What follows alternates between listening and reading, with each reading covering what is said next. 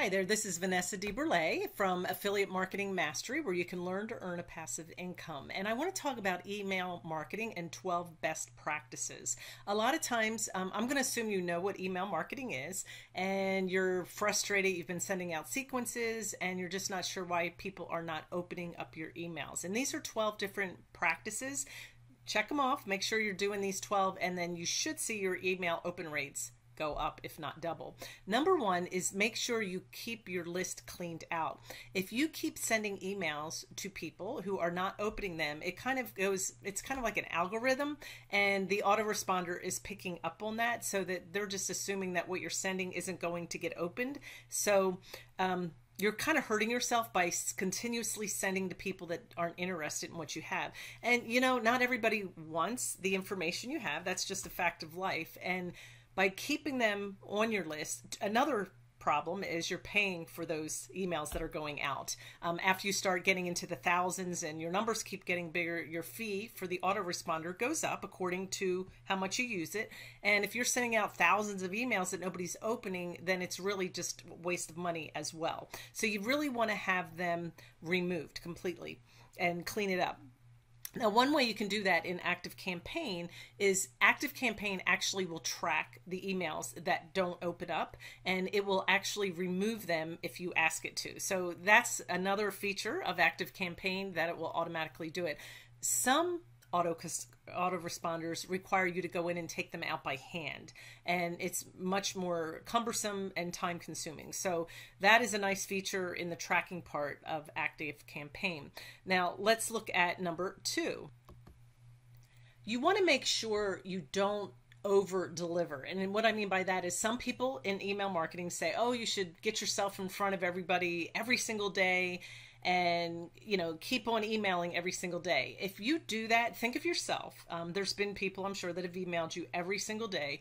You really get tired of seeing their name pop up. I had one person that was emailing me, and I actually enjoyed their content. I was opening it, but then it was every single day. So it wasn't a treat anymore. It was like, oh, another email. So if you just send 2 to 3 times a week and be a little bit inconsistent, then people will go, oh, there's an email. I was looking for one. I really enjoy their content.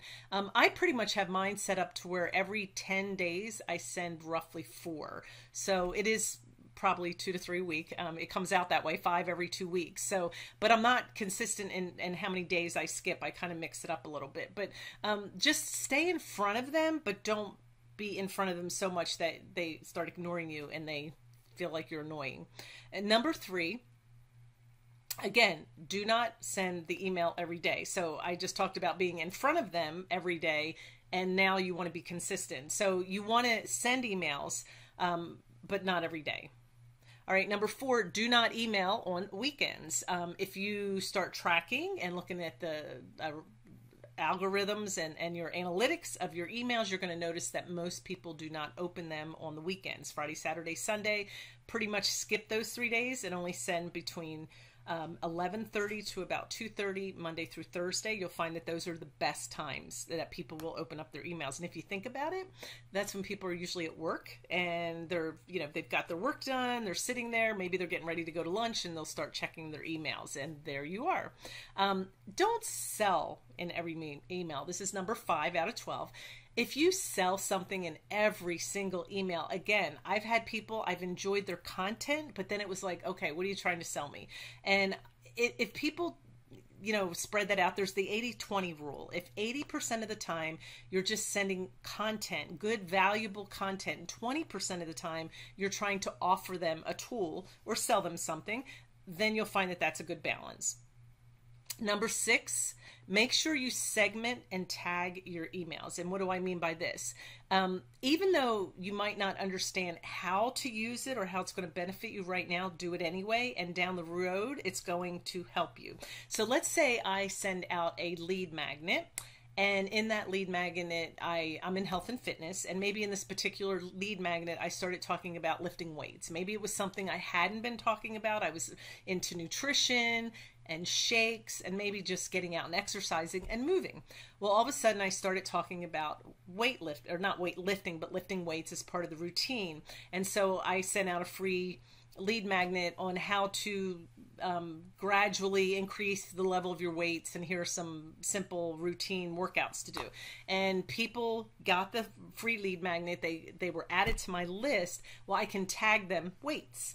And later, maybe I come across something else. Maybe I want to pull those people that were interested in the weights and send them just specific information, like a campaign, and not part of the continuous email sequence. And campaigns are more like special groups of emails that are more specific. And I can pull them really fast. These are all the people that liked to talk about weights. And here's a new workout program that I actually found that I could offer to them and sell to them as an affiliate program.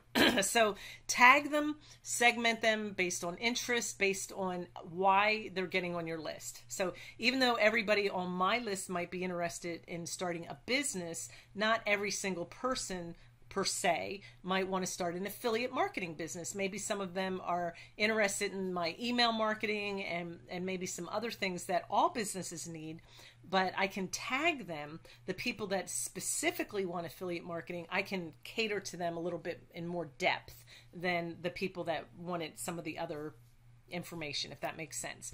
All right, number 7, ask questions so that you get responses in your email. It actually increases deliverability. So if I ask people specific questions and they respond, that's kind of like having engagement on social media. If you think about it, when you post on Facebook and people respond and you have all that engagement, your ratings kind of go up. Well, it works that way in email. When you're responding and engaging, that kind of puts you up a little bit, and you'll get those emails will definitely go have more deliverability rates into the email boxes.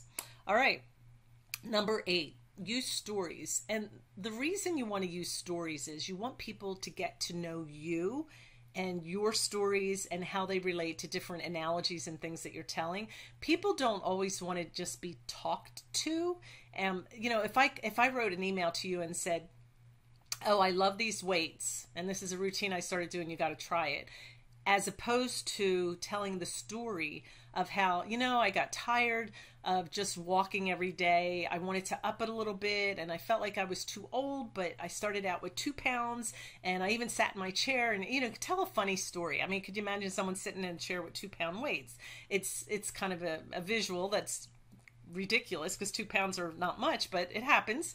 And actually I did do that, but and then how I built all the way up to 12 pounds, and I feel so much stronger, and it took me this much time. But you can tell that story and tell the success that went with it, and then people were like, wow, if she can do that and she wasn't embarrassed to start with 2 pounds and sitting in a chair, then that's something I can do. So tell a story, and it just makes it more relatable.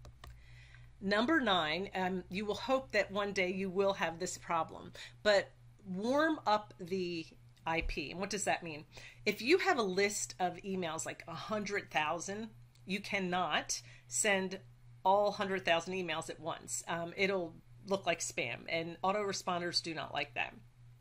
So one of the things you can do is send out your emails in 5,000 increments. So you might send them out every so many minutes or every so much time in between, and just kind of warm it up. And then that way it doesn't look like spam. Now, I know some people, when they start getting those huge numbers, they will actually go out and use 2 different autoresponders just in case one shuts down. They always have the other one that'll keep working, because the bread and butter of your business is your email list.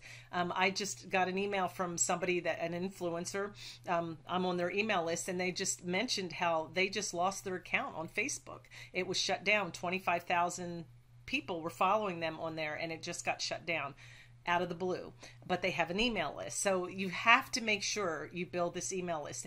Now you might say, well, what if the autoresponder gets shut down? Well, it can, but you can also export those email names every so often. Make sure you export your list and you keep that in a safe place, and if it does get shut down, you have that list. You can import it into another autoresponder, and that's how you own it. Number 10, make sure people can unsubscribe to your list. And I know legally you have to do that, but have you ever tried to unsubscribe to somebody's list only to find out they're still sending you emails? I can name somebody right now. I know I'm on their list like 4 times. I've watched them. It's an influencer. I've signed up for a couple things, and I notice every single time I click a button, I'm back on the list new again, even though I keep using the same email address. So I'm sure if I unsubscribe, I'm going to have to unsubscribe 2 or 3 more times. So make sure your button works and make sure that people aren't getting duplicated into your list. My list, I have it set up where they can only come in once under one email, and the system will pick it up if it's a duplicate so that they won't be on several lists. All right, number 11, we have 2 left. Make sure you always have a call to action. Now you might say, well, you just told me not to sell something every time. Well, call to action doesn't mean to always sell something. Your call to action can be, hey, click this link if you would like to try this autoresponder, which I do have a link below. So there's your call to action. I could also be promoting my new Facebook group. Click the link, call to action. I could promote, I could ask a question and ask you to respond to something. That's a call to action. So see how the call to action does not have to be selling something, but I'm asking you to do something. I could just simply ask you, hey, give me a thumbs up if this was helpful, or make a comment in the chat, the comments below, and let me know what you think. Those are call to action. Subscribe to my channel. That's a call to action. I hope you heard all of those. I just gave you about 6 call to actions. Pick one at least. All right, number 12. This is the last one. And this one is really important, especially if you're new. Don't use swipe files. Now, what does that mean? If you signed up to become an affiliate marketer, when you go to ClickBank and you find that item that you want to sell, they give you all their files, like swipe files and emails, like that you can just take them and copy and paste them in. And it sounds enticing and it sounds wonderful when you're new because you're like, I don't know what to do. But if you use exactly what they give you, it's called a swipe file, then so is everybody else. And it's going to be picked up as spam because a lot of people are using that same one. And even if it doesn't get picked up, it doesn't really say who you are. So let's say you did 5 emails. We call it the soap opera sequence when you're introducing yourself and warming up to your audience, those first few emails. And then all of a sudden you have a swipe file and it totally does not represent who you are. They're not using the same language. They're not using the same vocabulary or anything, and it just really throws things off. What I suggest you do is look at that file, take it and edit it. You can still take that information, use it as a guide, and make it become you. Put yourself in there. You could even start it out with a story, and that really warms up your audience and lets them see that you're consistent in your emails. So I just gave you 12 different ways that you can best practices for your email.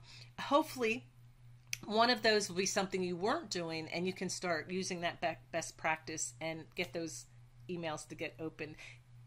You already heard all of my call to actions. Give me the thumbs up, the subscribe, all that stuff. But you know how that works. I do have, this is my real call to action. I do have a playlist about email marketing, and I've got the link below. If you're really digging in and trying to get your email marketing up and running, I have some videos that I made, and I put them together in an email playlist, and the link is below. So definitely check that out. So that'll help you with your email list.